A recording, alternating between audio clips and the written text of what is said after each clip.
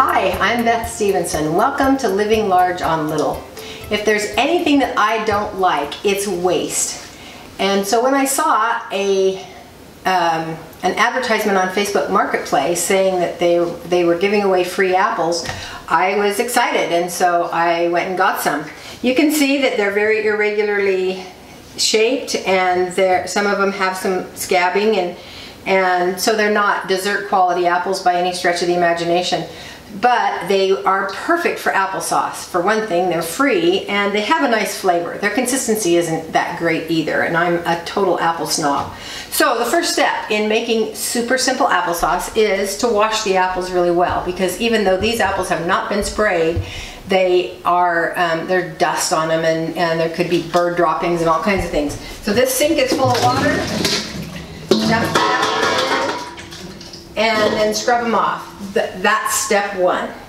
Okay, we've got a pressure cooker full of clean apples, and it doesn't matter that the apples are a little bit scruffy looking. They're going to be unrecognizable once they're cooked anyway. I'm adding 4 cups of water to these apples. There's a rack in the bottom of the pot so that they don't scorch.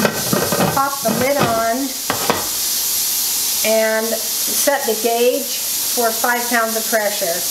It has little numbers on it, 5, 15, and 10. So we'll pop it on the 5 point. And then I'm going to put it on the stove on high. It'll take about 20 minutes altogether to get up to the 5 pound pressure, and then I will process it for 5 minutes on that pressure.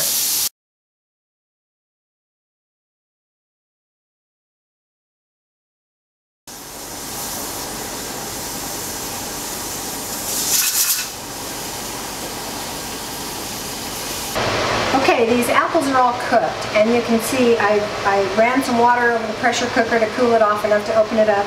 This is what I found inside. It almost has the consistency of applesauce already.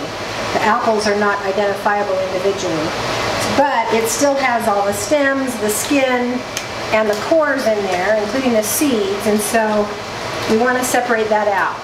And I have this nifty device called the Vittorio strainer, where you can just turn it straight into applesauce and separate it without ever having to peel an apple. So I'm loading this hopper up. I'm going to show you how to do it if you don't have one of these also, but these are so nifty that if you make a lot of applesauce, it's well worth getting a device like this.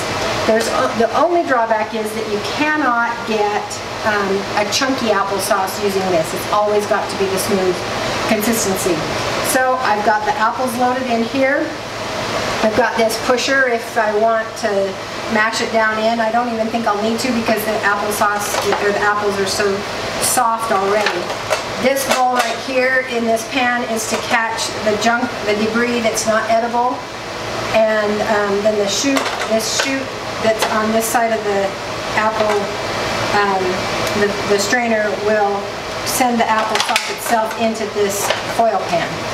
So I just start turning it, the applesauce starts coming out.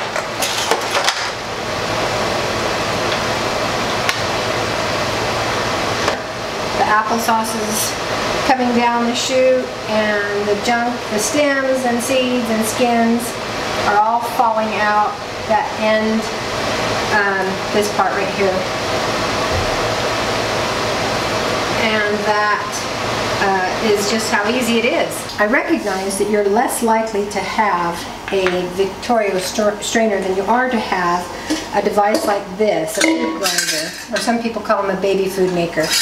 It just hooks on the front of a bowl, a large bowl, and then you put the food that you want to grind into a saucy texture into the grinder. You turn the crank and it comes out, in this case, applesauce. It's just that simple. There's the applesauce in the bottom of the pan, and this is getting thicker and thicker. Like this. If you're doing it without a pressure cooker, it'll take you a while longer, but you're going to wait until it gets to about this consistency on its own. In the pressure cooker, all together from start to finish, it takes about 20 minutes.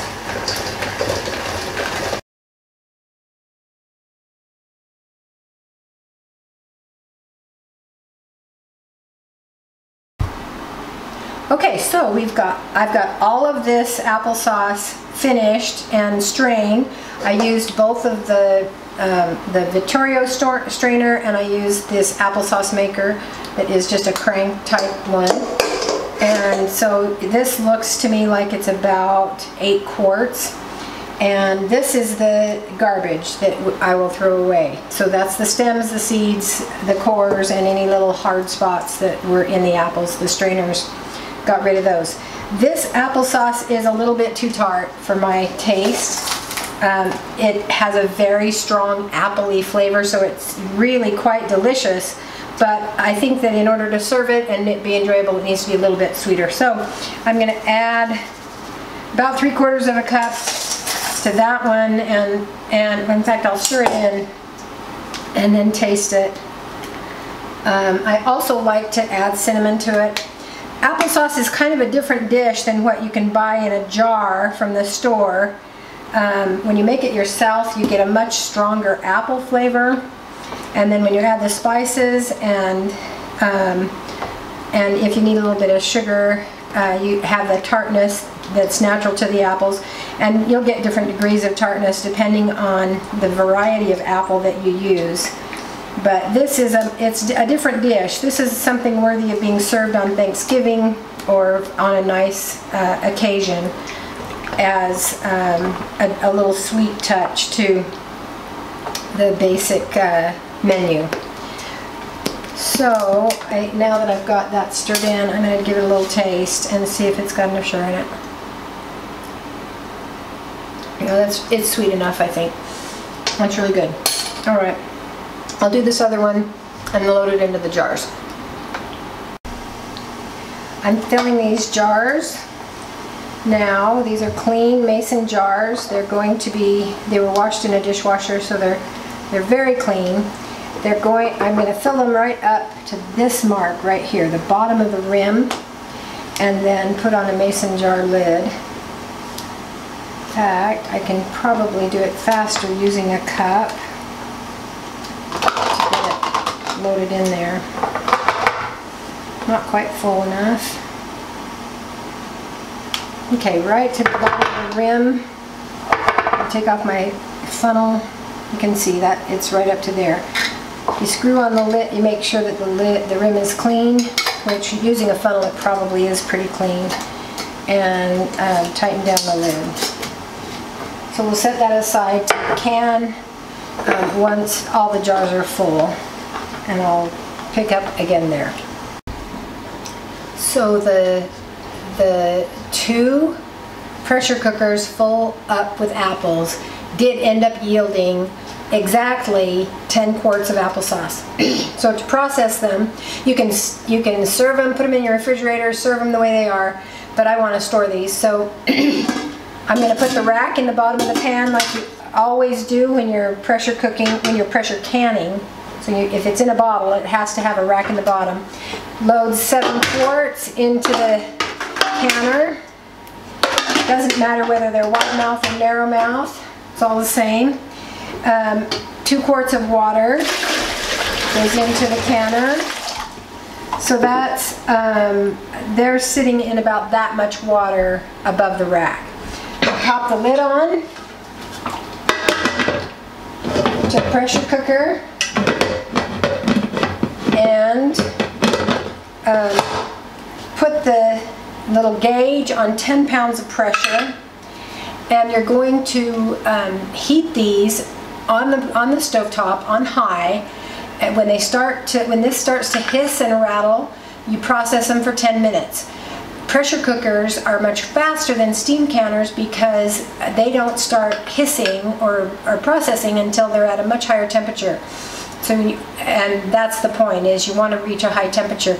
You could can applesauce in a regular steam canner. You don't have to have a pressure cooker for applesauce, but I like to use it because I don't mind that it will, it doesn't make it any more mushy. It's already mushy, and it will be a lot faster. You save energy and just be a nice, quick product. Okay, I have finished processing all of the applesauce now. I know that this pressure cooker, it doesn't have any more pressure in it because it lets me open the lid. These have been sitting quite a while since we finished processing, and in fact I let them sit longer than they really needed to sit. All of the jars are sealed already, so I'll just move them over here to the counter to finish cooling off and summarize what we've done today. We started with 4 pressure canners full of apples. The yield was 23 quarts of applesauce. I actually didn't bottle the last 3 quarts because I ran out of lids, but I will use that last 3 quarts to make fruit leather. So that's what it is. Any meal, it's going to be a nice side dish. Thanks for watching. Please subscribe and share.